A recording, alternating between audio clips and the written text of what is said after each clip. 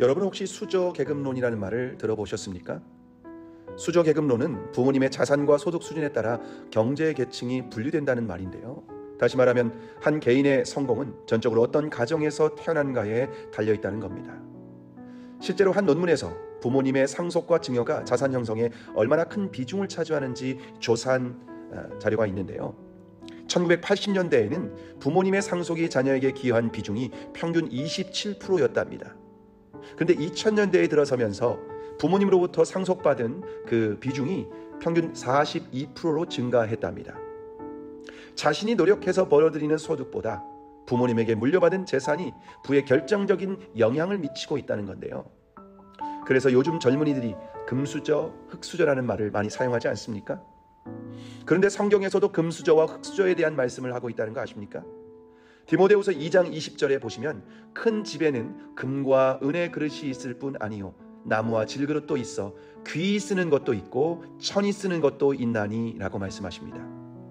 사도 바울도 사람을 보면 금그릇, 은그릇, 나무그릇, 질그릇과 같은 인생이 있다고 말합니다.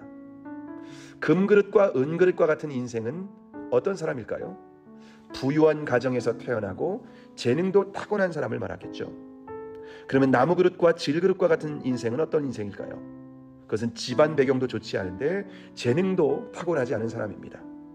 그러면 여러분은 어떤 그릇입니까? 자, 그런데 우리가 타고난 배경과 재능보다 더 중요한 것은 무엇일까요? 디모데후서 2장 21절에 보시면 그러므로 누구든지 이런 것에서 자기를 깨끗하게 하면 귀 쓰는 그릇이 되어 거룩하고 주인의 쓰심에 합당하며 모든 선한 일에 준비함이 되리라 라고 말씀하십니다. 그릇의 재질보다 더 중요한 것은 얼마나 깨끗한 그릇인가입니다.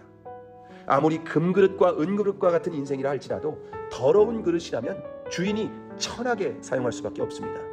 그러나 나무그릇과 질그릇과 같은 인생이라 할지라도 깨끗한 그릇이면 주인이 귀하게 쓰신다는 겁니다. 더 이상 우리가 탁월한 배경과 재능 탓을 하지 말고 말씀의 거울 앞에서 자신을 날마다 깨끗하게 하실 수 있길 바랍니다. 그러면 우리의 주인 되신 예수 그리스도께서 거룩하고 존귀하게 사용하실 것입니다. 오늘도 주님을 닮기에 합당한 그릇이 되는 깨끗한 그릇이 되는 저와 여러분이 되기를 주님의 이름으로 축복합니다.